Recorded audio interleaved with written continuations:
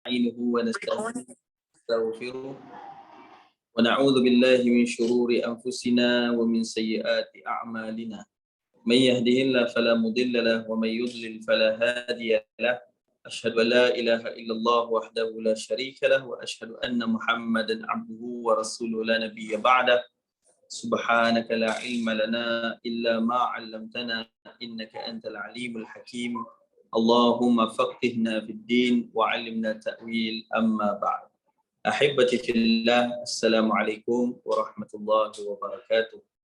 Alhamdulillah, alhamdulillah. Pertama dan selama-lamanya kita ucapkan syukur kepada Allah Subhanahu wa taala Rabbul Jalil atas segala nikmat.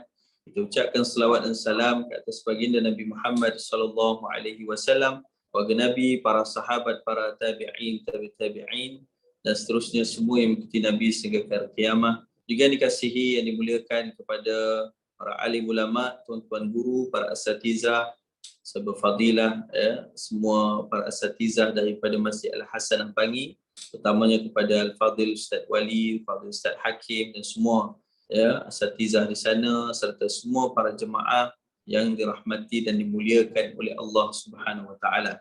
Alhamdulillah dapat sama-sama kita berhimpun pada pagi ini walaupun secara maya, secara online. Mudah-mudahan ia dikira Allah taala sebagai majlis ilmu yang mudah-mudahan dikurniakan bagi diri kita keberkatan di dalam ilmu yang kita tuntut. Semoga Allah memberkati juga, iaitulah dengan disebutkan ilmu yang mana kita pelajari agar dapat kita amalkan, dapat kita sampaikan insya-Allah, dan moga-moga dengan ilmu yang bertambah, keberkatannya itu semakin bertambahlah juga keimanan kita kepada Allah Subhanahu Wa Taala, dan juga semakin bertambahlah baiknya akhlak kita mencontohi Rasulullah sallallahu alaihi wasallam. Semoga Allah Taala memberi kekuatan untuk kita dapat memahami Al-Quran serta mendapat kefahaman yang jelas terhadap agama kita, dan mudah-mudahan kita beroleh petunjuk dan hidayah Allah Taala yang berpanjangan sampailah kita jadi hamba-hambanya yang berjaya dan bahagia di dunia dan di akhirat insya-Allah. Amin ya rabbal alamin. Sebab itu dalam sebuah hadis Nabi sallallahu alaihi wasallam pernah bersabda, "May yuridillahu bihi khairan yufaqihu fid din." Sesiapa yang Allah Subhanahu wa taala ingin memberikan kebaikan baginya, Allah Taala sayang dekat dia. Allah Subhanahu wa taala yang disebutkan mencintainya. Di antara tanda-tanda sayangnya Allah pada hamba dia adalah Nabi kata yufaqihu fid din, iaitu Allah bagi dia satu benda, bukan harta, bukan pangkat, bukan darjat, tetapi yang Allah Subhanahu wa taala bagi itu adalah yang disebut dengan yufaqihu fid din, faqih terhadap agama. Maka apabila kita dikurniakan Allah Taala dengan kefahaman yang banyak terhadap agama kita, kita semakin faham, semakin jelas apa yang terkandung dalam isi-isi agama kita, bahkan Al-Quran, bahkan hadis Nabi sallallahu alaihi wasallam. Semakin kita faham tentang agama kita, semakin kita memiliki ilmu dan penguasaan terhadapnya, lalu kita dapat beramal dengannya, maka itulah dipanggil kelebihan yang Allah bagi kepada hamba-hambanya yang dikasihi. Antaranya kata para ulama, apabila Allah Ta'ala jadikan hati kita ni jadi hati yang suka kepada ilmu. Macam para jemaah sekalian lah yang datang daripada seluruh pelosok Malaysia. Ada yang datang daripada Bangi, ada yang online sekarang ni daripada negeri-negeri yang lain. Saya pula berada di Kuala Lumpur, di Keramat. Jadi kita sama-sama berhimpun untuk menuntut ilmu kerana Allah. Dan siapa yang gerakkan hati kita untuk menuntut ilmu itu? Melainkan Allah Subhanahu Wa Taala yang memberikan pada kita. Siapa yang beri kita kekuatan, walaupun ada yang tak berapa mahir nak guna Zoom, tapi belajar nak pakai Zoom sebab nak cari ilmu.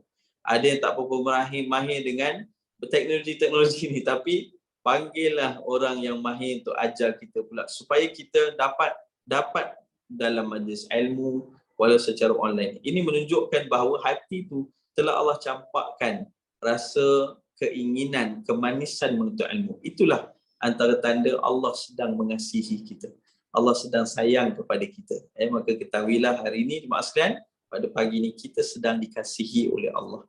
Apabila Allah bagi kita kekuatan untuk memahami agama kita, untuk mencari ilmu, justru dengan itu kita ucapkanlah Alhamdulillah, ya Allah, berilah kekuatan terus kepada kita ini, supaya sampailah ke akhir hayat kita dapat terus menuntut ilmu, dan Allah kurniakan kita keimanan, ketakwaan, sehingga kita menjadi orang-orang yang bahagia dan berjaya di dunia dan di akhirat, insya-Allah. Amin ya rabbal alamin. Para jemaah dikasihi dan dimuliakan oleh Allah Ta'ala, pada pagi ini dalam program e-tadabbur ini kita akan mentadaburi ayat Al-Quran daripada surah Al-Hajj, pada ayat ke-73 dan 74, 73 dan 74. Baik, ayat ni menarik kerana kata Imam Said Hawa rahimallahu taala bahawa ayat ini mengandungi dalil-dalil mukjizat ataupun mukjizat yang dipanggil keajaiban, keagungan Al-Quran Karim terdapat pada ayat ini. Kita akan bicarakan pada pagi ini insya-Allah.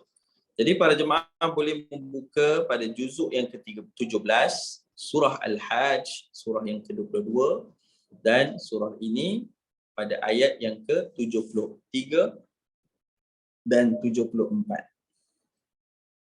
Baik. Jadi boleh buka Quran, kita baca sama-sama insya-Allah.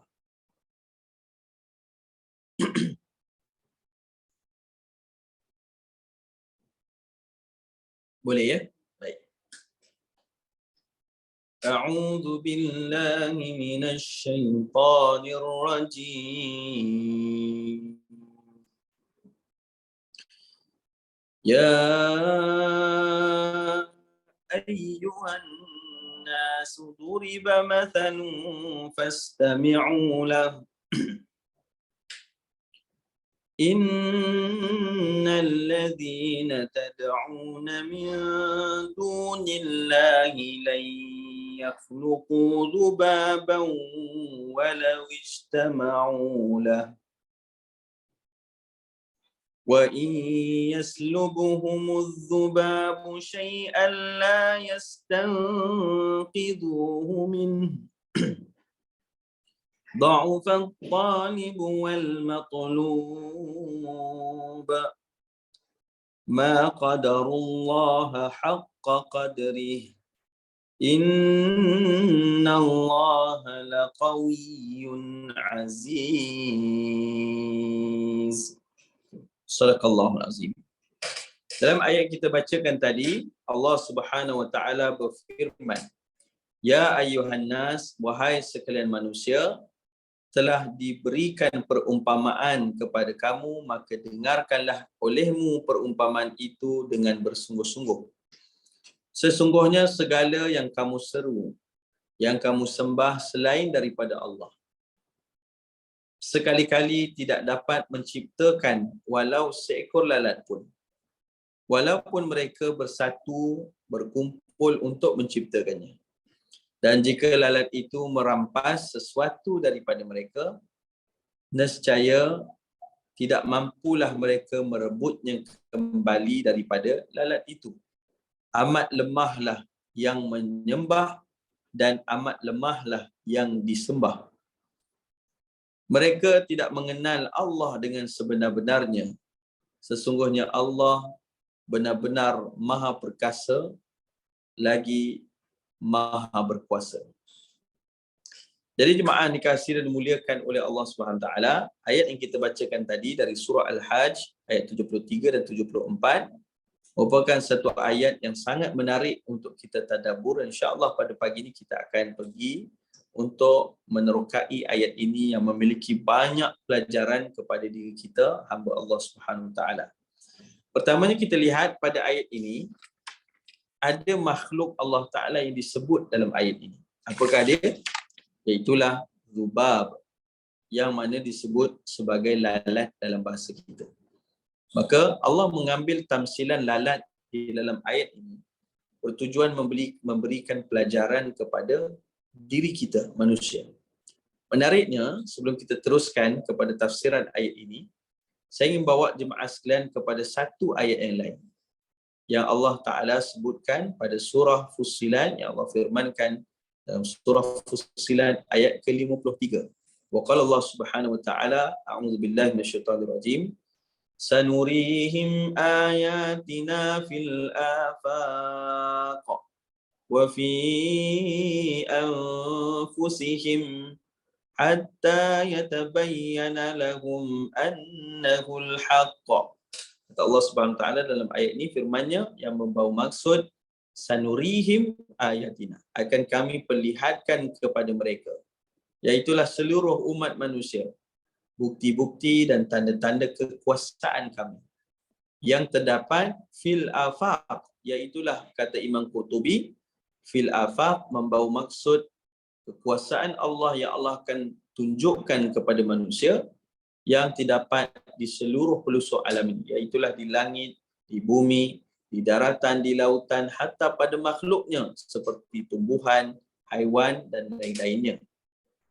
Wa fi anfusihim, dan pada kejadian diri mereka sendiri, iaitu kejadian manusia, ya Allah Ta'ala akan tunjukkan bukti tanda kekuasaan ini. Kata Imam Ibn Kathir dalam tafsirnya, ia membawa erti Allah Ta'ala akan tunjukkan bukti tanda kekuasaannya daripada bahagian penciptaan manusia, iaitulah dalam penerokaan dalam ilmu anatomi ataupun ilmu kajian tentang tubuh badan manusia yang dilakukan oleh para doktor terutamanya ataupun dalam bidang biologi. Maka jemaah sekalian, kemudian Allah menyatakan hatta yatabayyana lahum annahul haq.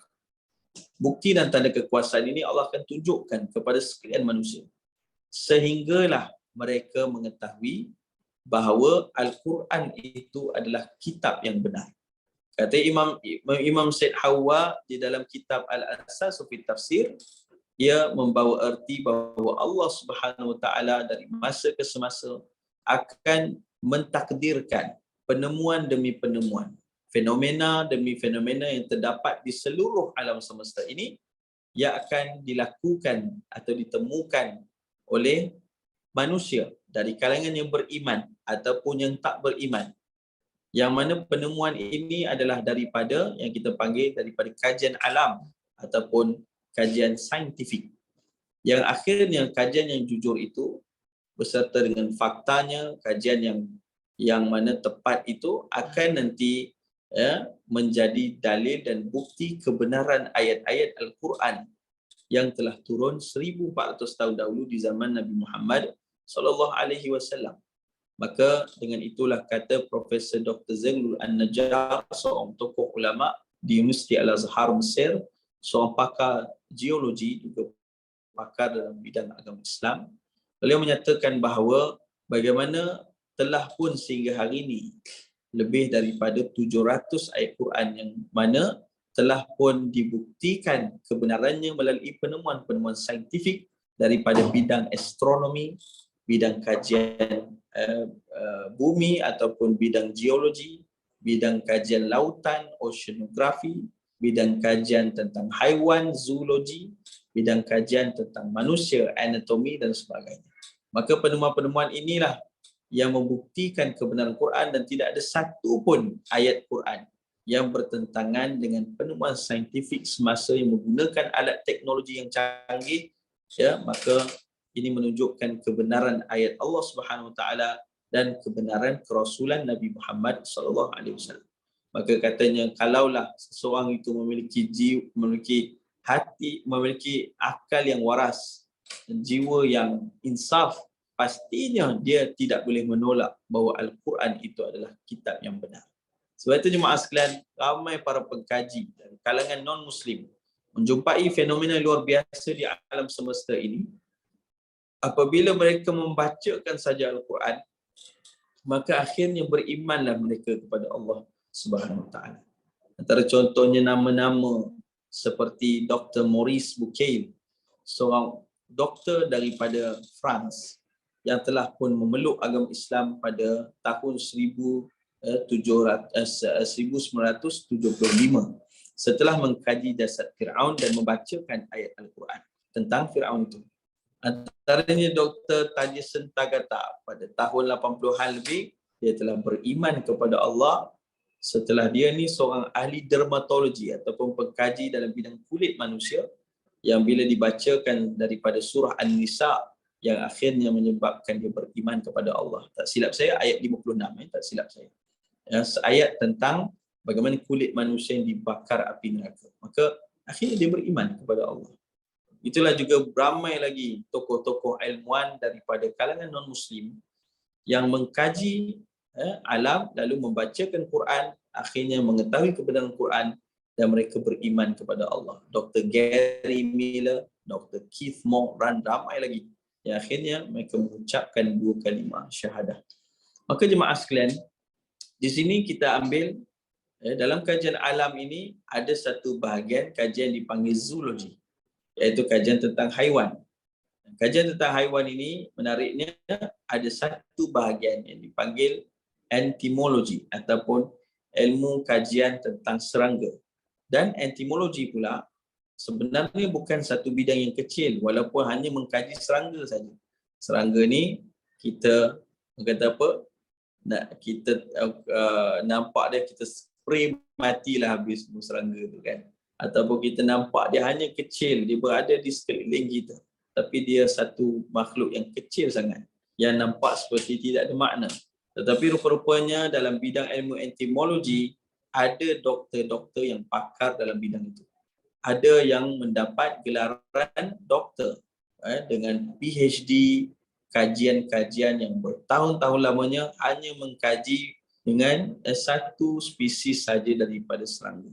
Maka inilah menunjukkan bahawa betapa besarnya kekuasaan Allah Ta'ala, betapa hebatnya Allah yang menciptakan makhluknya, walaupun makhluk terkecil, tetapi di situlah terdapat bukti dan tanda kekuasaan Allah Subhanahu wa Ta'ala jika dikaji, didalami dan dihayati. Maka antaranya adalah banyak jenis serangga. Entomologi, satu bidang kajian tentang serangga. Menariknya, serangga adalah satu makhluk yang Allah sebut dalam Quran. Sebab itu dalam ayat yang kita baca tadi, di awal tadi surah Al-Hajj ayat 73, Allah menjelaskan tentang satu jenis serangga, namanya Zubabah, iaitulah lalat. Maka ada ayat dari surah Al-Hajj yang turun tentang lalat. Ada pula daripada surah Al-Baqarah yang diturunkan menceritakan pula tentang ba'udah, iaitulah nyamuk. Ya. Ada pula bukan hanya 2 ini ayat yang menceritakan tentang serangga, ada pula surah yang diturunkan dengan nama serangga ini. Contohnya surah An-Naml, iaitulah surah semut yang menceritakan tentang perihal semut yang Allah ciptakan. Jadi adanya kisah Nabi Sulaiman yang mendengar kata-kata semut kepada, disebutkan dengan koloni dia, untuk masuk supaya Sulaiman dan bala tenteranya tidak terpijak kepada kita. Maka itu satu kisah menarik dalam Quran yang Allah ceritakan. Ada juga surah An-Nahl, iaitu surah lebah, yang mana Allah mengkisahkan lebah ini menghasilkan asal, iaitulah madu. Dan madu itu pula adalah syifa, adalah satu penawar yang menjadi ikhtiar bagi kita sekiranya kita diuji dengan penyakit. Maka Masya Allah, tabarakallah. Allah sebutkan tentang An-Nahl, iaitu lebah. Manakala turun juga surah yang namanya surah Al-Ankabut, yang mana surah ini menceritakan tentang labah-labah. Masya Allah, tabarakallah. Banyak yang Allah sebutkan dalam Quran. Ini baru bidang serangga, bidang dalam ilmu serangga ataupun entomologi. Ini baru pencerita tentang serangga. Banyak lagi yang Allah telah kisahkan dalam Quran. Antaranya haiwan jenis lain, iaitulah seperti Al-Baqarah, lembu betina. Seperti surah Al-Fil, iaitulah surah gajah. Surah Al-Adiyat, surah tentang kuda yang dibawa ke dalam medan peperangan. Surah Al-An'am, haiwan-haiwan peliharaan seperti unta, yang lembu, kambing yang biasa digunakan Al-An'am ini untuk korban. Subhanallah. Jadi Allah juga menceritakan bagaimana perbezaan sifat haiwan-haiwan yang Allah ciptakan. Iaitulah contohnya ada seperti lembu, perbezaannya dengan kuda. Yang Allah nyatakan hal ini di dalam Al-Quran tentangnya. Ada jenis haiwan yang Allah ciptakan untuk ditunggangi. wa mimma ya'kulun, dan ada pula yang Allah ciptakan untuk kita makan. Maka saya ada seorang haji yang saya kenal, dia ni bela 27 ekor kuda. Macam bela kucing je dia bela, kan? 27 ekor kuda. Saya tanya dia, haji pernah makan tak kuda? Dia kata pernah Ustaz, dia kata. Masa tu kuda ni pun dah macam dah usia kan. Jadi dia sembelih kuda tu. Kemudian dia makan kuda tu. Dia rupanya kuda ni tak sesuai dimakan. Kenapa? Badannya tak banyak daging, tapi yang banyak adalah otot, kerana itulah tugas dia. Yang mana kuda ini rakubuhum, kata Allah Taala dalam surah Yasin itu, yang kita gunakan untuk kita menaikinya. Mereka manusia menaiki kuda itu. Dan ia tidak sesuai dimakan. Tak macam lembu yang memang banyak daging. Betul lagi lembu sado kan. Lembu sado semua daging dia pun sado-sado kan. Jadi nak cerita kata punyalah hebat ciptaan Allah Subhanahu Taala bila direnungi, di situ kita akan nampak bukti dan tanda kekuasaan Allah Subhanahu wa Taala. Maka begitulah keadaan yang Allah ceritakan dalam Quran tentang haiwan-haiwan. Menariknya, di dalam Al-Quran Allah sebut tentang makhluknya ini. Di situ terdapat bukti dan tanda kekuasaannya. Tetapi bila kita lihat juga haiwan-haiwan, penciptaan haiwan ini juga menginsafkan kita. Kenapa? Dalam banyak ayat-ayat Quran, contohnya seperti surah As-Saff, surah Al-Jumu'ah dan lain-lainnya, Allah memulakan dengan ayat ini.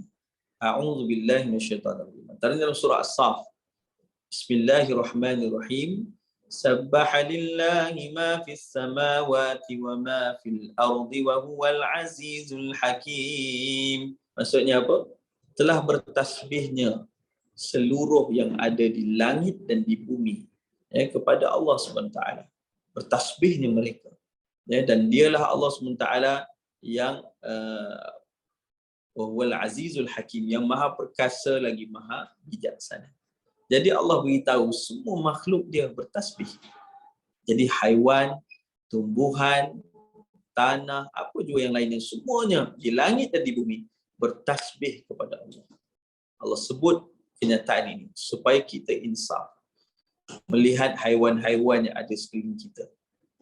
Semut, begitulah juga ayam ke, apa juga haiwan.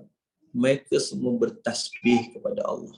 Mereka semua bertasbih kepada Allah, sehingga Allah sebut dalam ayat yang lain, walakin la tafqahuna tasbihahum, tetapi kamu tidak akan dapat memahami macam mana tasbih mereka. Kita dengar tak faham. Kita dengar uak kan datang tu. Rupanya dia tengah bertasbih kepada Allah SWT. Yang menariknya hal ayat ini yang Allah ceritakan. Sebab itu bila kita lihat haiwan, kita ingat kepada Allah yang menciptakan ia dan yang menciptakan diri kita. Sebab itu Allah sebut hal ni supaya kita ada rasa malu dalam kehidupan kita. Iaitulah bagaimana haiwan yang tidak Allah berikan akal kepadanya, tetapi dia bertasbih kepada Allah. Kita dikurniakan akal. Otak kita merupakan ciptaan yang paling kompleks di muka bumi, di dunia ini. Kapasitinya boleh menyimpan memori, boleh develop kepada sesuatu yang sangat luar biasa dengan izin Allah Ta'ala. Allah jadikan kita, dengan Allah menyebutkan, laqad khalaqnal insana fi ahsani taqwim. Sesungguhnya telah dijadikan manusia itu dengan sebaik-baik penyusunan penciptaan yang cukup hebat. Tetapi ramainya manusia lupa kepada Allah. Sedangkan haiwan, mereka ingat kepada Allah. Kita dalam banyak masa kehidupan kita, berapa banyak yang kita ingat kepada dia. Maka sebab itulah mulai waktu ni maksudnya kita dengar saja tentang ayat Allah Ta'ala, kita lihat haiwan kan, kita ingatlah untuk berzikir kepadanya. Ucapkanlah subhanallah, alhamdulillah, la ilaha illallah, Allahu akbar. Ucapkanlah astaghfirullahalazim. Ucapkanlah kalimah tayyibah, mengingati Allah SWT. Semoga dengan itu Allah menjadikan kita hamba yang mengingatinya dan sentiasa bertakwa kepadanya. Semoga dengan itu kita berjaya dunia dan akhirat, insya-Allah. Baik, jadi balik kepada ayat yang kita bicarakan tadi. Maka pada pagi ini kita tak bincang banyak haiwan.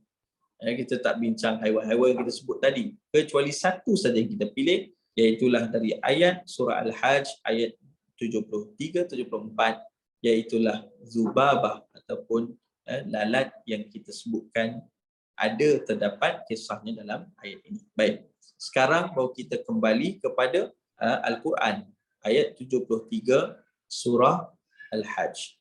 Baik, Allah berfirman, ya ayyuhan nas, wahai sekalian manusia. Dalam Quran kita banyak berjumpa ayat ini ataupun kalimah ini. Ya ayyuhan nas, wahai sekalian manusia. Apa artinya daripada kalimah ini? Sebenarnya kata para ulama, kalimah ini menggambarkan atau mengisyaratkan bahawa Al-Quran itu mesejnya adalah universal.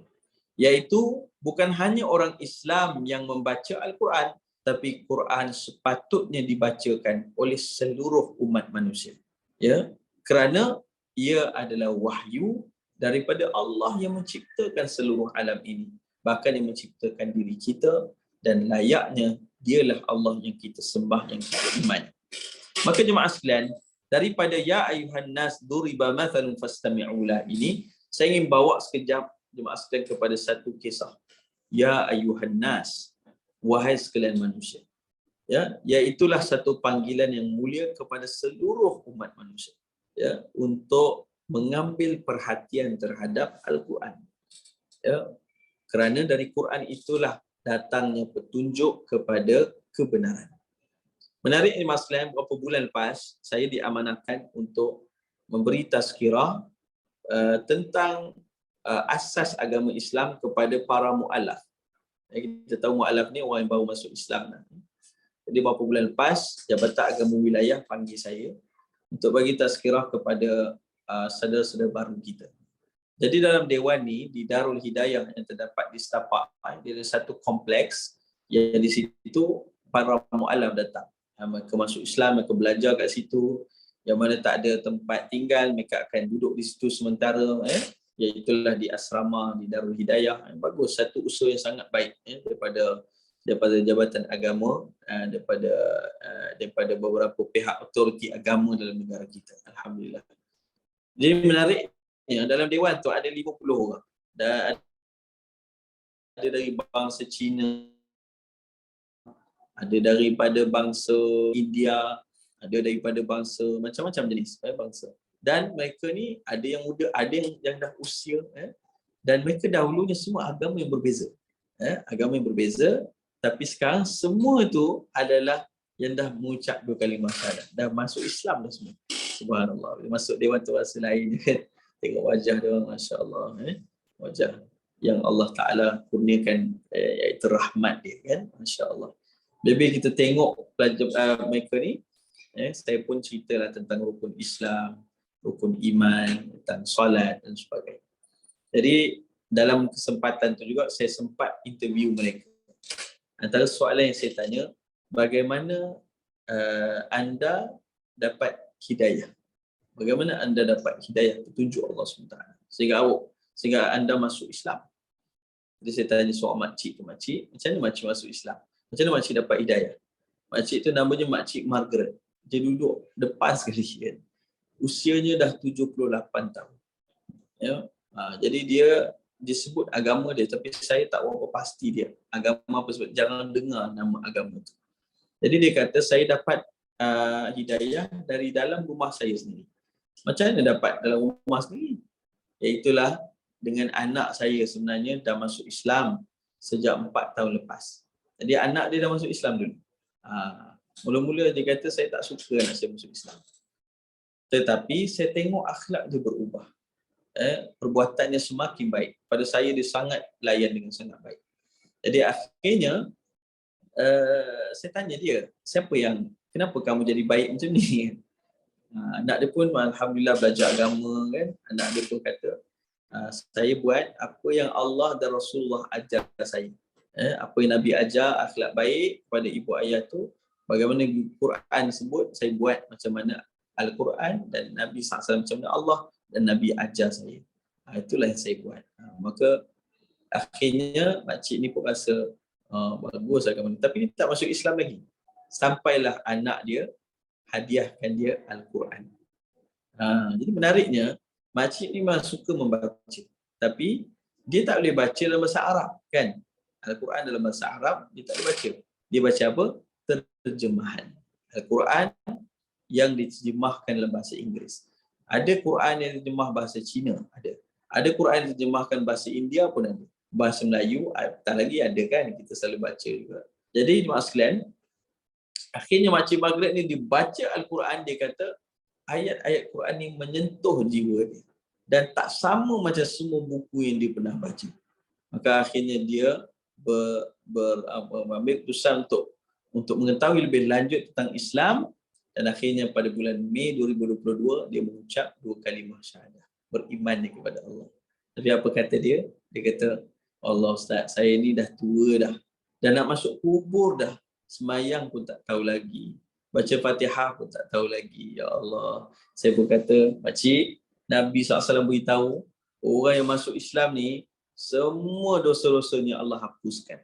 Semua kebaikan dia pernah buat daripada balik sampailah kepada dia masuk Islam tu, semuanya akan masuk akaun jadi pahala dia. Masya Allah. Jadi dia terkejut, dia kata, betul ke macam tu Ustaz?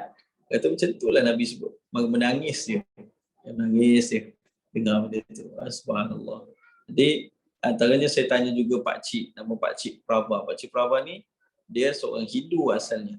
Kemudian dia keluar daripada Hinduism. Dia keluar daripada agama dia. Kerana dia kata banyak yang tak logik, dia kata. Sebab dia seorang profesional. Tak silap saya dia seorang lawyer kan. Jadi dia ni kemudian jadi ateis. Dia jadi orang yang tak percaya Tuhan, tak percaya agama.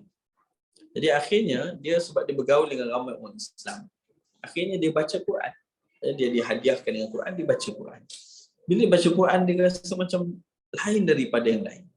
Seakan menjawab banyak pertanyaan dan persoalan hidup dia. Yang akhirnya dia pun masuk Islam pada bulan Mac 2022. Subhanallah. Ada seorang lagi brother nama brother Matt daripada Shah Alam. Dia muda lagi. Dia satu hari dia kecewa dengan hidup dia, dia diuji oleh Allah Ta'ala. Macam-macam perkara. Bisnes dia pun habis. Akhirnya dia terdengar bunyi guruh. Pada satu malam dengar bunyi guruh. Kemudian terdetik dalam jiwa dia. Guruh ni aku dengar daripada kecil lagi. Siapa yang menciptakan guruh ni? Macam mana dia boleh ada? Dan aku ni siapa yang cipta? Dia macam tu. Dia mula terfikir. Maka akhirnya dia buka, dia search dalam Google, akhirnya dia jumpa ayat Al-Quran tentang petir. Kan ada surah Ar-Ra'du, surah petir dalam Quran. Ada juga ayat dalam surah Al-Baqarah, yakadul barqu yakhtafu absar. Bagaimana adanya kilat yang Allah ceritakan dalam surah Al-Baqarah. Akhirnya menyebabkan mereka ini jadi apa? Dia ni baca, dia kata, oh menarik Al-Quran ini. Dia mula baca Quran dalam bahasa Inggeris, terjemahan. Akhirnya dia pun mengambil keputusan masuk Islam juga. Masya Allah, tabarakallah. Jadi jemaah sekalian, apa yang saya nak bawa daripada kisah? Ramai di kalangan saya interview itu, lebih daripada 40 orang, dari 50 orang, lebih dari 40 orang lebih yang saya interview dalam tu, artinya hampir 90%. Mereka ini masuk Islam disebabkan mereka baca dan faham Al-Quran. Ramai di kalangan mereka, majoriti. Mereka masuk Islam sebab mereka baca dan faham Al-Quran. Makcik Margaret, kalau orang kata dia masuk Islam sebab anak dia, sebenarnya bukan anak dia sahaja, tetapi hakikat yang menyebabkan satu turning point, yang menyebabkan dia yakin terhadap Islam, yang dahulunya dia ragui Islam, yakinnya terhadap Islam bila dia mula membaca dan faham Al-Quran. Nampak tak teman sekalian? Jadi sebab itulah kita sebut dalam kalimah ya ayuhan nas dalam ayat yang kita baca tadi, bahawa sesungguhnya Al-Quran itu adalah kitab untuk semua umat manusia. Yang mana kita lihat kalau satu orang tu lahir bukan Islam, dari agama lain, kemudian dia membesar dengan agama itu, sampai satu masa dia buka Quran, dia baca, dia faham Quran, akhirnya Allah bagi hidayah, beriman dia kepada Allah SWT, dapat petunjuk dia dari Allah Ta'ala. Tapi sayangnya kalau ada di kalangan manusia orang ni yang lahir dari keluarga Islam, membesar dengan bawa nama Islam, tapi Quran pun dia tak tahu nak baca. Bukan hanya tak tahu, tapi sampai tak nak langsung belajar baca Quran dan tak nak faham pun apa yang ada dalam Quran. Maka macam manalah orang ini nak mendapat petunjuk dan hidayah daripada Allah Subhanahu Wa Taala. Dirinya pula jauh daripada Quran. Kerana dia rasa sudah selesa menjadi seorang Islam. Rupanya bila diuji, bahkan syaitan membuat selok-beloknya, akhirnya dia pun tersasar daripada Islam dan kebenaran. Na'udzubillah min dzalik.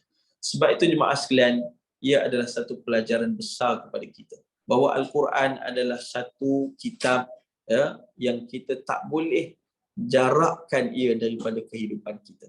Ia mesti dekat dan akrab. Apatah lagi zaman sekarang yang penuh dengan ujian ini, diri kita, anak-anak kita mesti jadi pembaca Quran. Bukan hanya baca dalam bahasa Arab. Baca bahasa Arab sudah pasti dapat pahala. 1 huruf Nabi kata 10 pahala. 2 huruf 20 pahala. Alif Lam Mim dah 30 pahala. Tetapi yang lebih dari itu, Allah Ta'ala menyuruh kita untuk memahami ayat-ayatnya. Sebab itu Allah pun bertanya dalam Quran, afala yatadabbarunal Quran. Kenapakah mereka itu tidak mentadaburi, memahami, menghayati ayat-ayat Al-Quran? Am ala qulubin aqfaluha, ataupun hati mereka itu telah pun terkunci daripada menerima hidayah Allah Subhanahu Wa Taala. Sebab itu kita galakkan diri kita, keluarga kita untuk menjadi pembaca Quran yang faham Al-Quran. Justru dengan kefahaman itu, mudah-mudahan Allah kurniakan hidayah kepada kita dan menjadinya kita hamba Allah SWT yang dapat kejayaan, kebahagiaan dunia dan akhirat, insya-Allah. Maka jemaah sekalian, balik kepada ayat tadi. Duriba mathalun fastami'u lah. Diberikan satu contoh kepada kamu, maka hendaklah kamu mendengarnya, atau perumpamaan ini hendaklah kamu mendengarnya dengan bersungguh-sungguh. Duriba dari perkataan darab, iaitu pukul. Kalaulah satu orang tu kan, dia terlena, nak bangun dia balik, kita panggil dia, dia tak sedar kan. Jadi kita buat apa? Kita tepuk dia supaya dia sedar.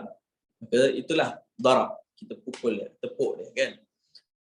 Jadi Al-Quran memberikan bahasa dan tamsilan semikian. Contoh ini kata Allah, dengarkanlah, kerana ia sesuatu yang akan memberi kesedaran kepada kamu, yang akan menyedarkan kamu. Fastami'ulah, maka dengarkanlah ia. Apakah itu? Innal ladzina tad'una min dunillah, sesungguhnya segala yang kamu seru ataupun yang sembah itu selain daripada Allah, selain daripada Allah. Apa yang manusia sembah selain daripada Allah? Ada manusia yang menyembah berhala, patung-patung yang dianggap Tuhan. Ada manusia yang menyembah pula yang disebutkan dengan makhluk Allah seperti matahari, ada yang menyembah pokok, ada yang menyembah bintang, ada yang menyembah lautan, ada pula yang menyembah manusia. Na'udzubillah min dzalik. Tetapi ada satu lagi, ada manusia yang menyembah hawa nafsunya sendiri.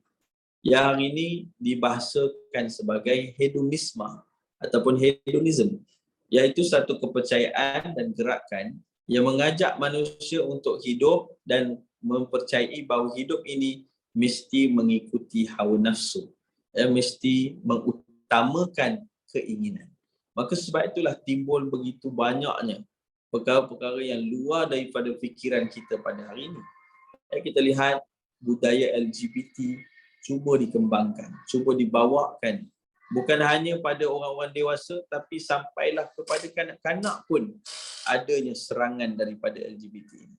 Pada kartun-kartun, pada games, pada video-video, dan pada short reels dan sebagainya yang ada di banyak di media sosial, mereka mempromosikan hal ini supaya manusia itu terleka dan tersasar daripada keridaan Allah SWT. Dan banyak lagi hari ini kita lihat, bukan hanya itu, tapi dunia hari ini sudah banyak ujian-ujian tentang perkara yang dipanggil hedonisme, supaya manusia hidup dengan keadaan meletakkan hawa nafsunya di hadapan berbanding Allah Subhanahu Wa Taala. Lalu banyaknya media sosial, banyaknya yang disebutkan dengan video daripada YouTube dan sebagainya, adanya aplikasi macam TikTok, yang lain-lainnya.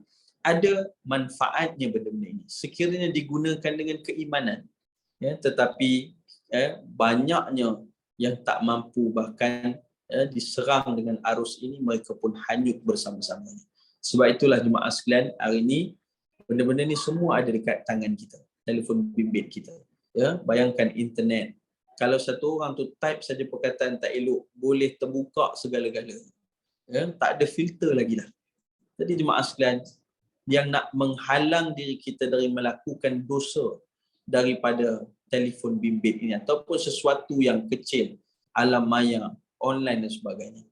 Juga yang nak menghalang diri kita serta anak-anak kita dari melakukan hal ini, tidak ada lain melainkan dengan keimananlah sahaja.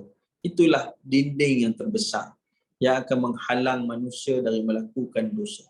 Sebab itulah kita didik kembali anak-anak kita terhadap Quran, didik mereka terhadap agama. Jika kita tak mampu mendidik pada diri kita, kita kena cari guru-guru yang boleh mendidik mereka. Kerana itulah tanggungjawab kita jemaah sekalian. Kita cukup risau hari ini. Keadaan sangat dahsyat. Banyak betul budaya-budaya yang songsang, entertainment yang menakutkan. Hari ini berapa banyak laman-laman website yang lucah, begitu senang diakses oleh siapa pun boleh akses. Na'udzubillah min dzalik. Sebab itulah hal ini menjadi satu fitnah yang dahsyat di zaman kita. Ala kulli hal, ini apa yang kita ketahui hari ini. Sebab tu kita kena ambil cakna apa yang anak kita buka, apa yang anak kita selalu tengok, apa yang mereka buat pada telefon bimbit. Kerana rata-rata anak-anak sekarang ni ada telefon bimbit. Semalam saya pergi ke restoran, satu table tu ada anak dengan mak ayah, semua tengok telefon bimbit, kan? Tengah makan pun boleh sempat tengok telefon bimbit. Tengah makan, tak ada bersembang, dah tak ada perbincangan, tak ada antara sembang antara ayah atau mak dengan ini sebagainya. Akhirnya kita tak jalankan seperti Allah sebut dalam Quran, falyanzuril insanu ila ta'amihi. Allah Taala sebut, maka hendaklah manusia itu melihat kepada makanan dia, kan? Macam mana Allah ciptakan makanan itu, Jadi banyak kita dah terlarut dengan hedonisme, kerana hal ini dia menjadi dopamin. Bila kita tengok media sosial terlalu banyak, satu orang dia tengok terlalu banyak, otak dia akan create satu macam dadah, satu ketagihan yang menyebabkan dia tak mampu switch off dan dia jadi kebiasaan. Bila buka telefon terus nak tengok media sosial, terus nak tengok video, terus nak buat itu dan sebagainya. Maka inilah yang disebutkan, disebutkan perkara ujian kita di zaman ini. Maka nak menghalang diri kita daripada hal-hal begini, mestilah dengan kita kuatkan keimanan. Maka didik anak kita, diri kita dengan agama.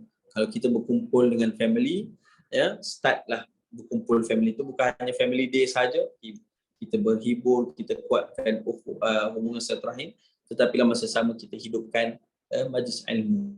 Buatlah majlis ilmu, bacalah sedikit Quran dengan maknanya, berbincang tentang akhirat sedikit dalam setengah jam pun tak apa. Asalkan budaya ilmu itu dihidupkan di rumah kita.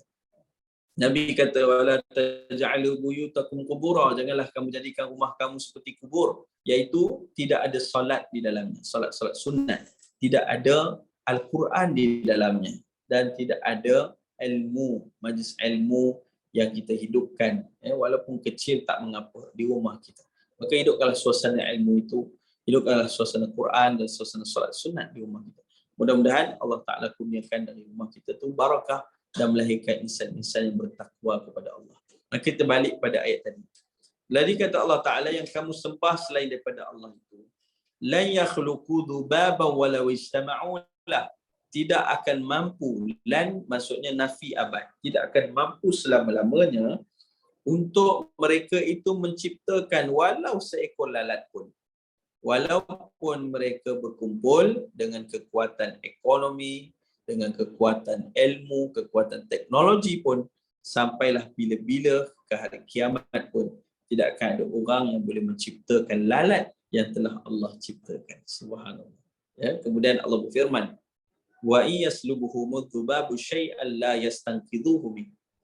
Lalat ini kalau dia merampas sesuatu daripada kamu, kamu tidak akan dapat mengambil ia kembali. Ya. Maksudnya apa? Kalau satu orang tu, satu kaum tu, satu orang tu, yang lalat datang hinggap, dia ambil sesuatu, kemudian dia bawa lari. Satu orang tu takkan mampu untuk ambil balik daripada lalat tu. Lalat ni dia tak datang ambil kunci kereta kita bawa lari, dia tak buat macam tu.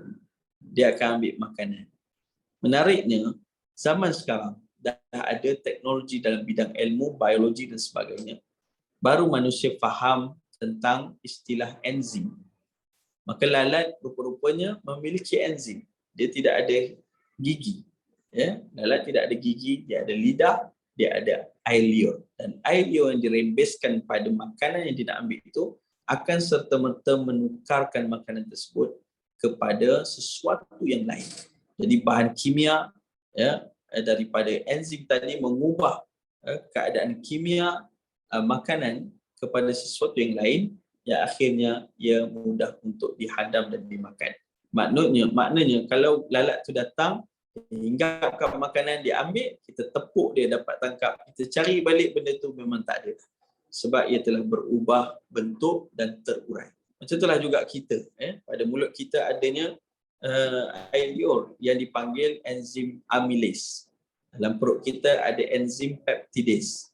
Ya, yang mana bila kita makan akan mudah tercerna ataupun mudahnya benda tu, makanan itu terurai.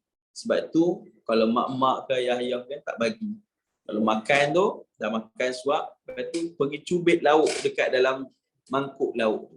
Kan kena marah kan? Sebab kalau dia buat macam tu, maka lauk dalam mangkuk tu akan cepat basi. Jadi itu sebabnya. Ya? Maka kita pada hari ini telah faham enzim itu apa dan apa gunanya. Tetapi bayangkan 1400 tahun. Siapa yang tahu tentang enzim yang boleh membantu mencernakan makanan, dan siapa pula yang tahu pada lalat pun ada enzim. Ya Allah. Melainkan ia adalah sesuatu yang diwahyukan dari penciptanya, iaitu Allah Subhanahu Wa Taala kepada Nabi Muhammad sallallahu alaihi wasallam. Jadi maksudnya lalat tu, kalau satu orang yang diambil sesuatu, dirampas sesuatu daripada lalat, dia tak akan dapat balik, itulah artinya, iaitu makanan yang diambil oleh lalat akan berubah bentuk, sifat, bahan kimianya, maka menjadikan ia sesuatu yang tak mampu kita ambil balik daripadanya. Ini menunjukkan bukti dan tanda kebesaran Allah. Allah menyatakan da'ufat talib wal matlub, maka rendahlah atau lemahlah yang menyembah dan lemahlah yang disembah. Artinya kalau kamu sembah selain daripada Allah, maka lemahlah atau hinalah keadaannya. Ya? Maka kalau kita menyembah Allah SWT, bertakwa kepada Allah, maka Allah beri kekuatan kepada kita.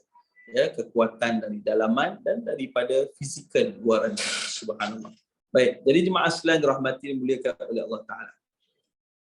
Dalam ayat ini, ya, pertamanya persoalan, kenapa yang disebutkan dengan lalat menjadi makhluk yang dipilih Allah di dalam ayat ini. Baik.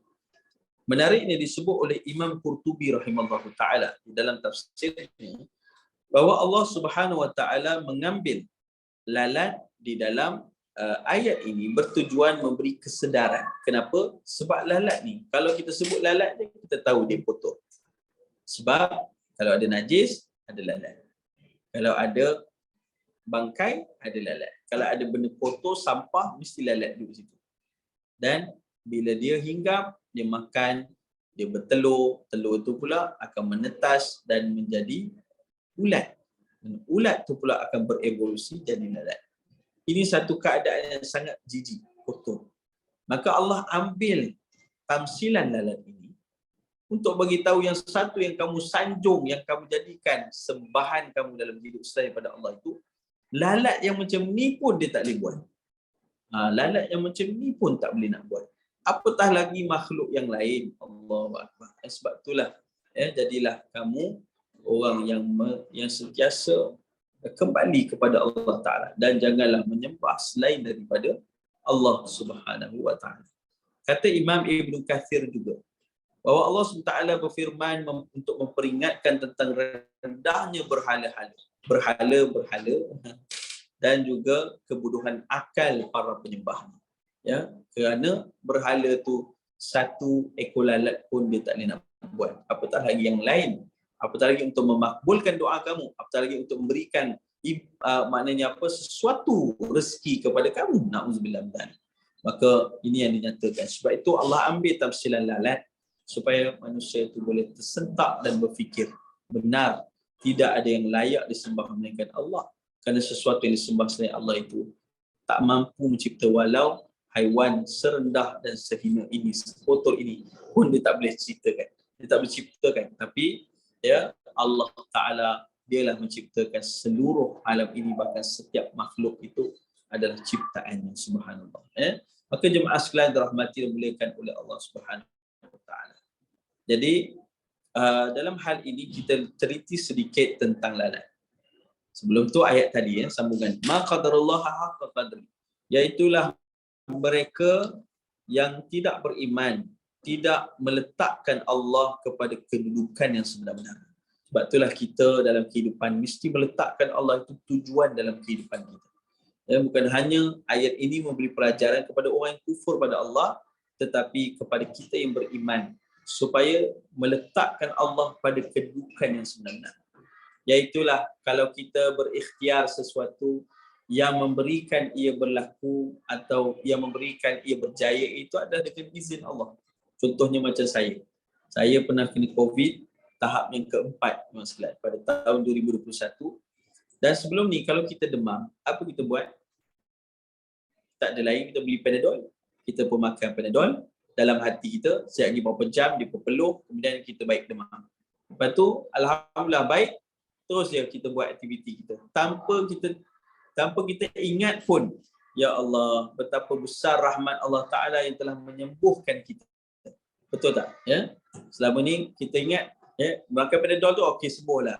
Lepas dah sembuh, tak ada pun nak datang, tak ada pun nak ucap Alhamdulillah ya Allah, Alhamdulillah, terima kasih ya Allah, Alhamdulillah, syukur ya Allah yang telah menyembuhkan aku. Ya, rupanya pergantungan kita kepada ubat tu lebih besar daripada Allah. Ya?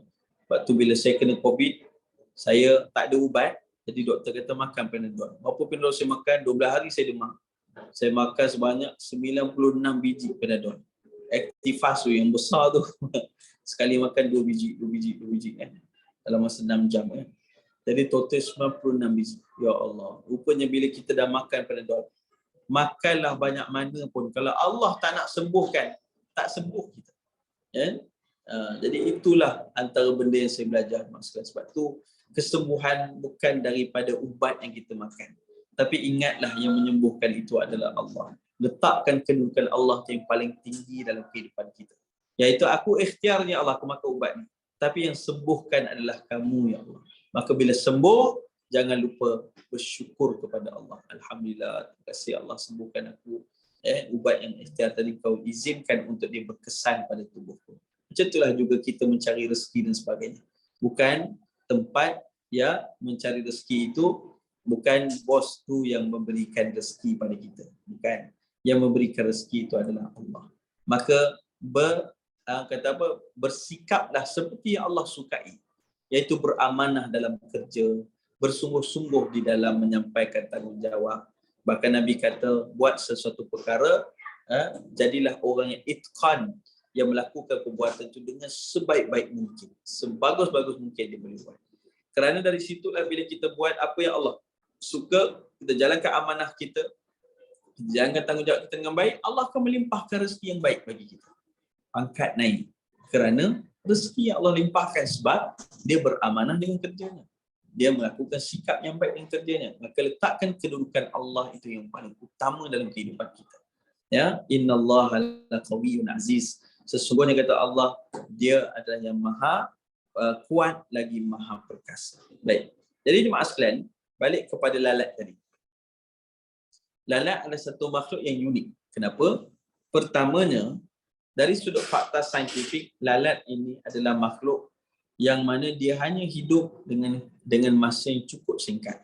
Berapa lama dia hidup? 15 hari ke 30 hari. Artinya lalat yang paling tua umurnya sebulan. Itu lalat paling tua lah. Ya. Dan walaupun hidupnya singkat, tetapi seekor lalat boleh mengeluarkan telur sebanyak 2,000 telur, bahkan lebih daripada itu.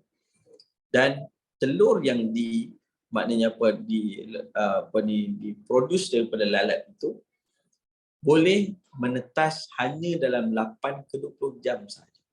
Maksud kalau dia bertelur pada pagi ni, tak sampai sehari dah keluar dah cacing, dah keluar dah ulat. Dan ulat tadi pula berevolusi, sekejap saja dah jadi lalat. Dan inilah di antara keajaiban Allah ciptakan pada lalat. Lalat ini matanya ada banyak dalam bentuk hexagon yang kecil, maka keadaan mata lalat itu membenarkan dia untuk melihat keadaan sekeliling dia. Artinya mata dia surrounding, dia tengok surrounding dia, sekeliling dia nampak. Macam kita nampak depannya, belakang tak nampak kan. Lalat dia boleh nampak sekeliling dia. Maka itulah juga lalat, antaranya dia adalah makhluk yang bawa begitu banyak bakteria. Ya, sehingga kan lalat ini walaupun nampak remeh, tetapi dia boleh membawa bakteria yang dahsyat seperti Salmonella, E. coli yang menyebabkan banyak penyakit yang boleh mematikan bahkan manusia, dan satu kaum manusia pun boleh mati kerana.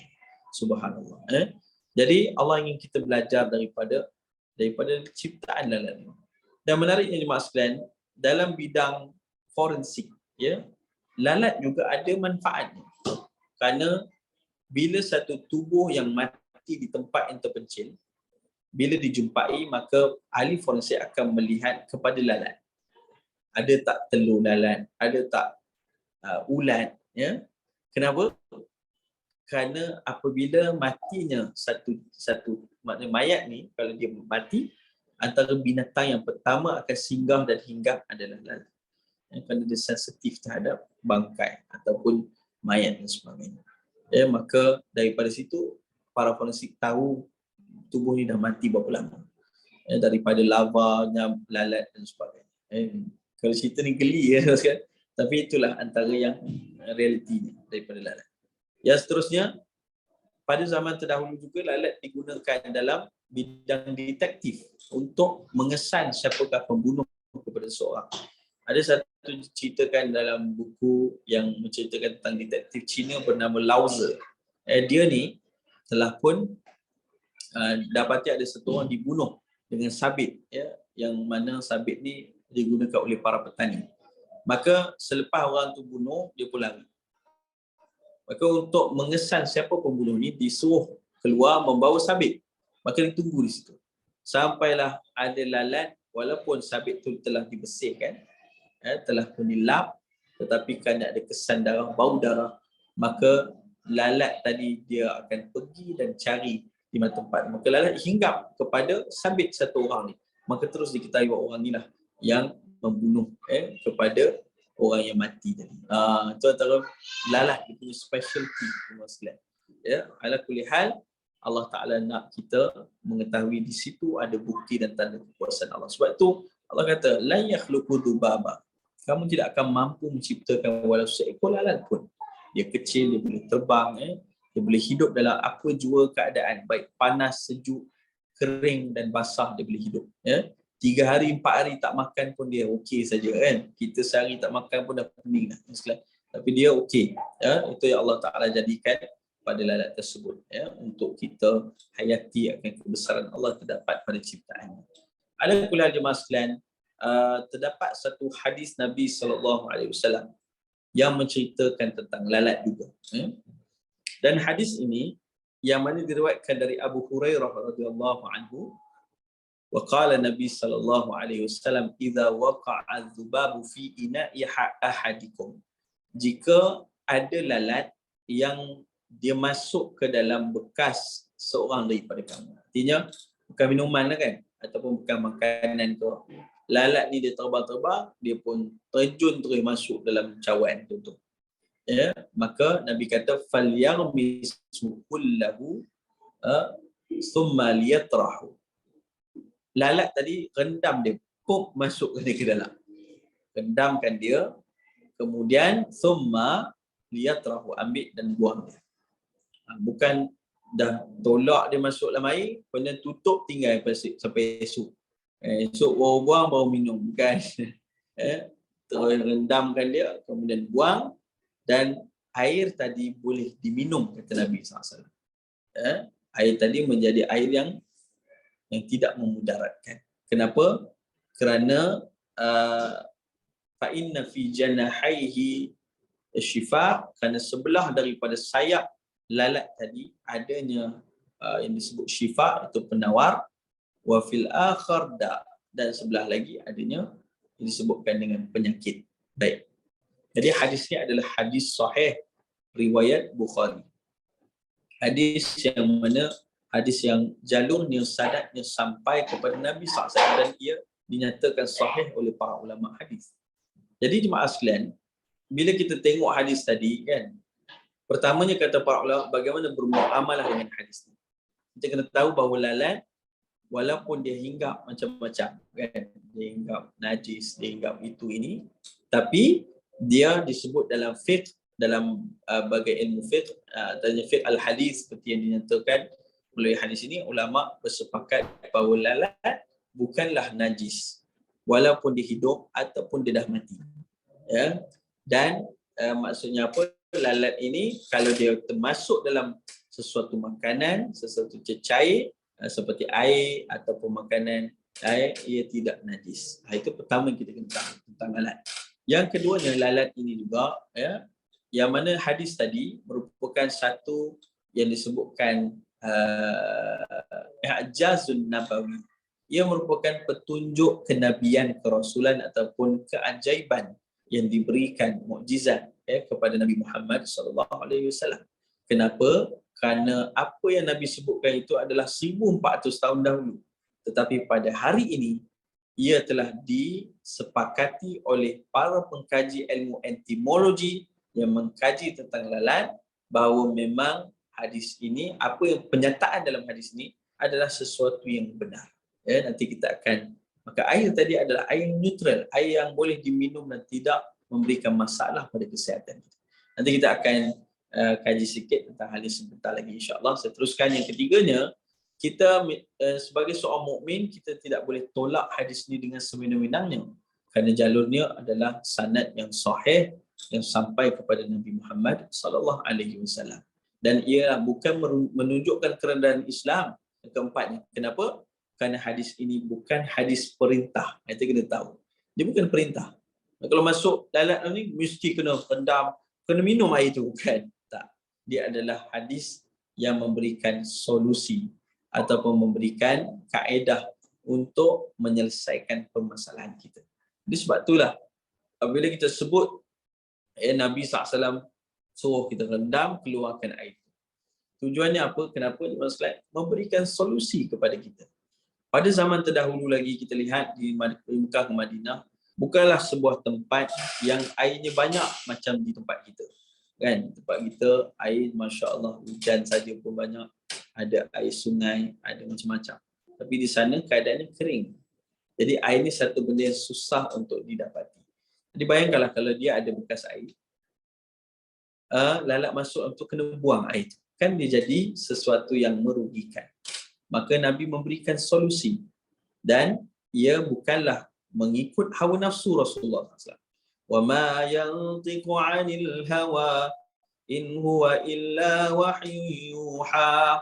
Allah sebut dalam Quran bahawa sesungguhnya Nabi Muhammad SAW itu tidak akan menyebutkan dengan keinginan dia, dengan hawa nafsu, dengan rekaan dia. Ya, tetapi Nabi akan sebut mengikut apa yang diwahyukan Allah kepadanya. Ya, sebab tu apa yang Nabi sebut adalah sesuatu kebenaran, yang datang dari Allah Subhanahu wa taala. Lepas tu kita sebut tadi, maka kita tak boleh tolak hadis ni jika kita tak boleh nak amal. Contohnya kita pergi kedai mamak kan, dah teh tarik, tiba-tiba lalat pom dia terjun dalam teh tarik, dan minum separuh, lalat tu terjun. Kita pun tolaklah lalat tu masuk dalam air tu, kita buang lalat tu. Kemudian nak minum rasa kembang tegak, tak boleh nak minum kan. Buat apa? Orderlah teh tarik yang baru. Teh tarik tadi tak payahlah minum. Jadi kalau kita tak boleh nak minum, kita rasa tak mampu, maka tak payah. Janganlah merendah-rendahkan hadis ini, janganlah mencaci, merendahkan atau menghina. Kerana ia adalah bukti kebenaran kerasulan Nabi Muhammad sallallahu alaihi wasallam. Itu kita kena tahu sebagai seorang mukmin. Kerana hadis ini adalah hadis sahih riwayat Bukhari. Baik. Menariknya jemaah sekalian, ya. Di dalam kajian tentang ilmu serangga ini, telah pun berlaku kajian tentang lalat sejak dulu lagi. Iaitulah daripada tahun 1929 lagi telah ada kajian tentang lalat dalam bidang ilmu entomologi. Seorang profesor bernama Profesor Dr. Lady, ya. Dia ni orang Eropah, dia kaji tentang lalat, ya. Apa yang dikaji, bahawa dia sejak zaman tu mungkin dah tercipta teleskop dan sebagainya, maka dia mengesahkan bahawa memang lalat memiliki banyak bakteria pada tubuhnya. Tubuh dia memang ada bakteria. Yang keduanya, pada setelah beberapa tahun selepas itu, doktor-doktor, para pengkaji saintis daripada China pula mengkaji memang lalat ini ada banyak bakteria pada tubuh dia, pada sayapnya, pada badannya, sehingga mencapai sebanyak 3 juta bakteria anggaran pada seekor lalat. Maksudnya banyak sungguh bakteria yang ada pada lalat itu.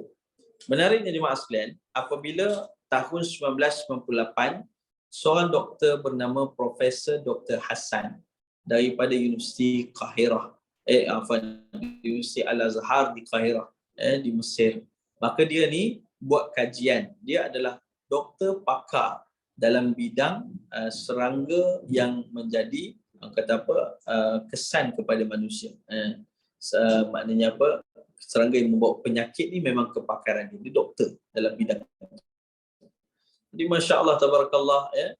Dia mengkaji dan dia keluarkan sebuah tesis kajian yang bertajuk Ad-Da' wad-Dawa' fi Janahaihi Dzubabah. Iaitulah disebutkan penyakit dan juga penawar yang terdapat pada 2 sayap lalat. Jadi dia pun bawa lah nyamuk, spesimen nyamuk berapa ekor, jenis-jenis nyamuk, dan spesimen lalat berapa jenis dan berapa ekor. Sebab tu lalat ni dia ada banyak jenis. Minta maaf bunyi kursi ni dia. Kursi lama krek bunyi dia. Okey. Jadi lalat ni ada banyak jenis. Ada lalat kandang, ada lalat rumah, ada lalat yang macam-macam, lalat bunga pun ada, macam-macam jenis lalat. Jadi bila lalat ni dikumpulkan, kemudian dia mengambil spesimen itu untuk mengkaji pada sayap-sayap haiwan ini. Ternyata pada nyamuk tidak ada langsung bakteria. Nyamuk tidak ada langsung bakteria. Jadi bila dia rupanya sebab apa, nyamuk ni dia bukan bawa bakteria, dia bawa virus. Jadi virus yang dibawa nyamuk itu melalui transfer. Kan dia ada muncung, dia ada macam jarum tu. Maka transfer tu menyebabkan manusia boleh terkena virus seperti denggi, malaria, koksaki, chikungunya, nama pun macam buah ciku je, chikungunya dan sebagainya. Maka ini antara penyakit dibawa oleh lalat. Sebab tu Allah sebut lalat ni ba'udatan fama fawqaha. Allah bagi satu tamsilan bahawa ia boleh memberi impak, kesan kepada kehidupan kamu. Lalat itu adalah sesuatu yang lebih kecil daripadanya. Virus tu antara organisme yang paling kecil, virus, tapi ia memberi kesan besar kepada kehidupan kita. Ala kulli hal, balik kepada tadi, bila dia pergi, dia tengok lalat pula, ternyata setiap lalat ni memang banyak bakteria pada dia, pada sayapnya terutamanya. Tetapi menariknya, bakteria yang ada pada lalat yang dikaji sebelum ni ada lebih 3 juta pada seekor lalat. Bahkan banyaknya bakteria itu, rupa-rupanya ada 2 jenis bakteria yang berbeza. Bakteria juga, tapi dia berbeza. Sebab apa? Ada bakteria yang dalam hidup kita ni dia tak memberi kesan kepada kesihatan kita. Contohnya, kita kita minum Yakult, kan? Kita pergi hospital swasta lah, selalunya dia akan bagi Yakult pada waktu-waktu makan dia. Kenapa? Yakult tu bakteria yang baik yang akan membunuh bakteria-bakteria jahat ataupun yang tak elok dalam perut kita, maka kita akan insya-Allah semakin sihatlah. Jadi bakteria yang dibawa oleh lalat juga ada perbezaan. Pertama, pada bakteria di sebelah sayap kanan lalat itu ada bakteria yang bernama bakteria B-circulin. Bakteria B-circulin ataupun dengan nama lainnya Bacteriophagus. Bacteriophagus ini dia adalah satu bakteria yang ada pada lalat, yang mana pada sayap kanan lalat, yang bakteria ini dia sangat kuat. Dia boleh menghapuskan bakteria lain. Artinya kalau dia jumpa bakteria lain, habis bakteria lain itu habis dihapuskan. Manakala sayap kiri lalat pula, kata Profesor Hassan, dia adalah sayap yang mana adanya banyak penyakit yang lain, ya, seperti bakteria tadi, E. coli, Salmonella dan lain-lain. Maka apabila bertemunya dua bakteria ini, bakteria B-circulin tadi atau Bacteriophagus tadi, dia akan menghapuskan bakteria buruk. Sebab itu bila Nabi SAW suruhnya, disebutkan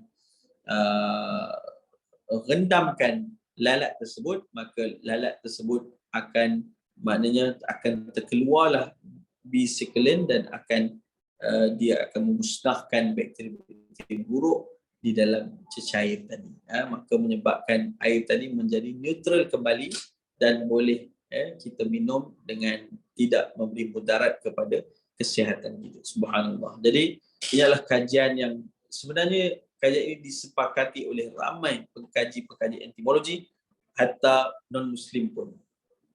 Mereka semua mengakui akan kebenaran kenyataan ini, dan ini menunjukkan kebenaran kenyataan baginda Nabi Muhammad sallallahu alaihi wasallam. Subhanallah. Jadi disebutkan dalam hal ini, sebab itulah dalam hal ini kita kata apa, sebutkan bersyukur pada Allah Ta'ala kerana agama ini, agama Islam, satu agama yang hebat, agama yang indah, yang memberikan banyak solusi ataupun banyak kemudahan untuk menyelesaikan masalah-masalah dalam kehidupan kita. Maka kalau tadi kita mampu, kita buat. Kalau kita tak mampu, menjadilah satu jadilah kita orang yang dapat berummah-ma'lah dengan hadis tadi dengan sebaik-baiknya. Jadi dimaksudkan kalau zaman sekarang macam mana? Kalau kata cawan tu mungkinlah boleh lah kan. Tapi kalau bayangkan kalau kita dah buat satu bekas air tu, satu tong air, tiba-tiba lalat masuk dalam tu kan. Takkan kita nak buang air-air tu, maka akan rugi. Kita buatlah seperti yang dinyatakan, solusi yang dinyatakan hadis Nabi SAW, bahkan telah diperakui dengan penemuan saintifik moden bahawa ia adalah satu perkara yang benar yang terdapat pada haiwan tersebut, bakteri yang boleh menghapuskan bakteri buruk yang memberi kesan kebaikan kepada manusia dan tidak memudaratkan kepada manusia. Maka masya-Allah tabarakallah, hadis tadi menunjukkan mukjizat Nabi Muhammad SAW dan kebenaran kerasulan Nabi Muhammad SAW. Pada zaman itu siapa yang boleh bicarakan tentang bakteria? Tidak tercipta lagi teleskop, tidak ada lagi doktor-doktor pakar dalam bidang itu menjelaskan tentang hal ini, tapi Nabi telah menyatakannya kerana ia adalah wahyu daripada Allah Subhanahu wa taala. Baik. Jadi jemaah sekalian dirahmati muliakan oleh Allah Taala. Daripada ayat Quran, kita balik pada ayat Quran yang telah kita bicarakan tadi, ayat 73 dan 74.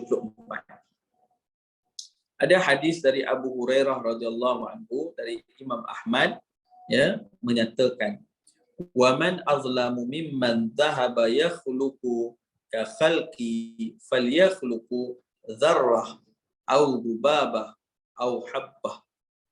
Dalam satu hadis diceritakan, iaitulah bagaimana Nabi SAW bersabda, siapa yang lebih zalim daripada orang yang menciptakan sesuatu seperti ciptaanku. Jadi sebagian kata hadisnya adalah hadis kursi lah. Hadis yang Allah Ta'ala berfirman. Siapa yang lebih zalim daripada orang yang menciptakan sesuatu seperti ciptaanku. Maka maknanya apa? Orang-orang yang tak mahu mengimani Allah Subhanahu Ta'ala, kalaulah dia mampu, yang mana sudah pasti tak akan mampu, iaitu ciptakanlah zarrah ataupun lalat, ataupun disebutkan dengan habbah, iaitulah biji-bijian yang kecil yang akhirnya boleh menumbuhkan seperti pohon, pokok ataupun tumbuhan dan sebagainya. Subhanallah. Seperti yang Allah ciptakan, maka ciptakanlah. Kalau siapa yang menyatakan yang dia sembah itu adalah benar, bukan Allah Ta'ala, maka suruhlah mereka itu menciptakan hal-hal ini. Saya tidak akan ada yang mampu menciptakan. Subhanallah. Dan apabila Allah Subhanahu wa taala menyatakan dalam ayat tadi, ma qadarullah haqqa qadri. Okey, kita dah sebutkan tadi, innallaha laqawiyyun aziz. Baik. Jadi jemaah sekalian, kita lihat dalam banyak ayat Al-Quran, kadang-kala kita lihat banyak sebenarnya Allah Taala mengakhirinya dengan nama-namanya yang mulia. Contohnya seperti ayat tadi, innallaha laqawiyyun aziz. Sesungguhnya Allah itu yang maha kuat lagi maha perkasa.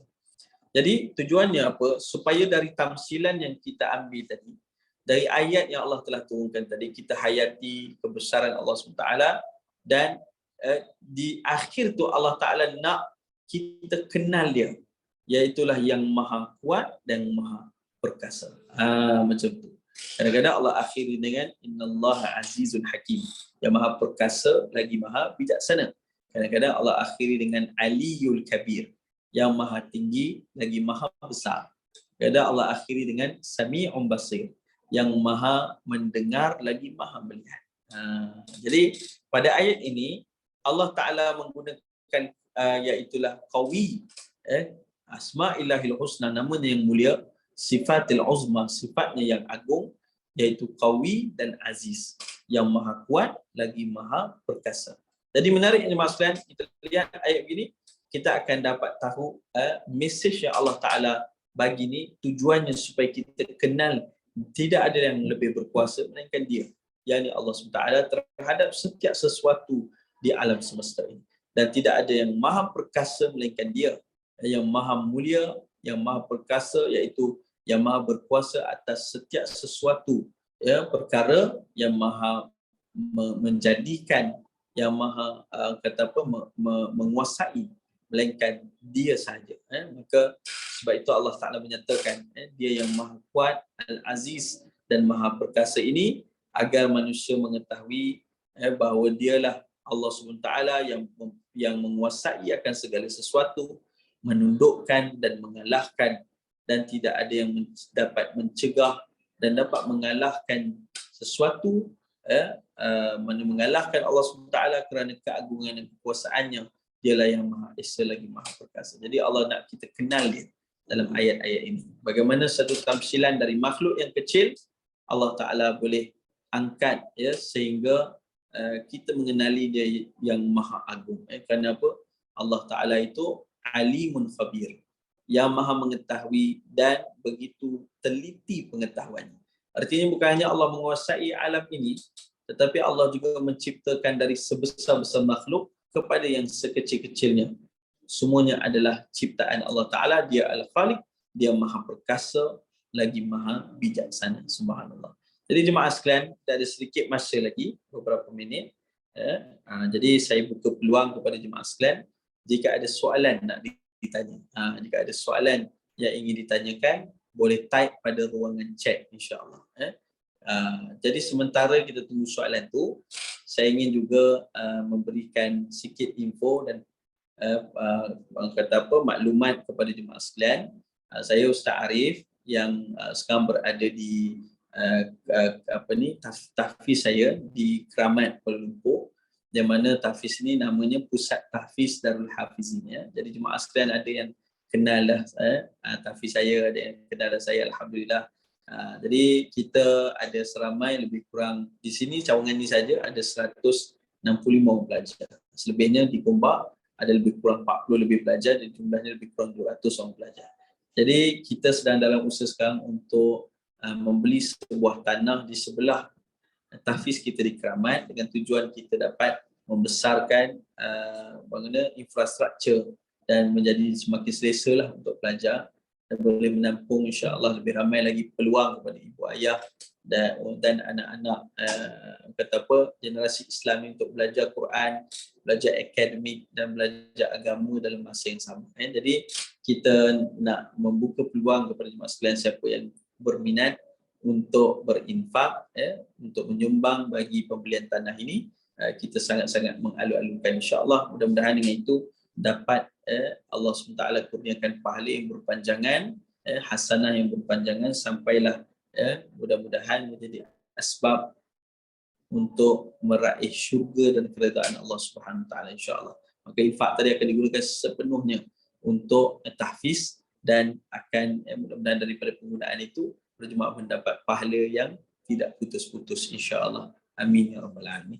Jadi kita lihat kalau ada soalan di antara jemaah.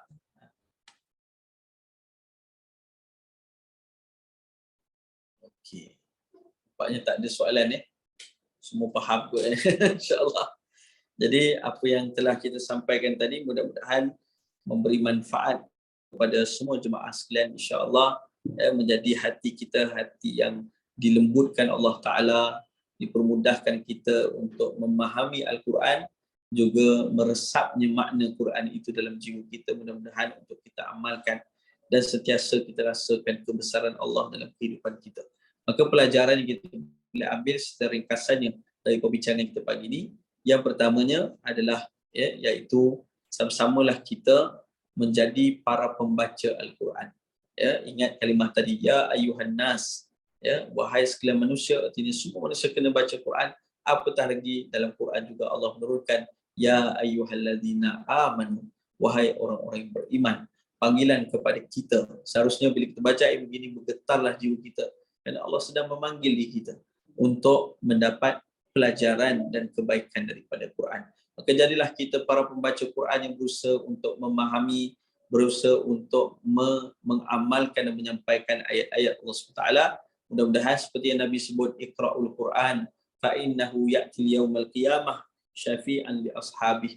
Kata Nabi SAW, bacalah Al-Quran kerana Quran itu akan menjadi syafaat, penolong bagi kita di akhirat kelak. Maka dengan itu kita jadilah para pembaca Al-Quran insya-Allah untuk kita dapat kejayaan dunia dan akhirat. Begitu juga anak-anak kita, cucu-cucu kita. Janganlah mereka jauh dengan kelalaian, tapi dekatkanlah mereka kepada pedoman iaitu Al-Quran. Semoga kita semua dengan keluarga kita berjaya dunia dan akhirat dan berkumpul dengan rahmat Allah Ta'ala dalam jannahnya. Amin. Yang keduanya adalah dari ayat tadi kita ketahui bahawa Allah Ta'ala menunjukkan bukti dan tanda kebesarannya melalui ciptaannya. Maka merenungi ciptaan itu dengan berfikir, mengkaji, itu kita bacakan Al-Quran, menjadi salah satu daripada zikrullah.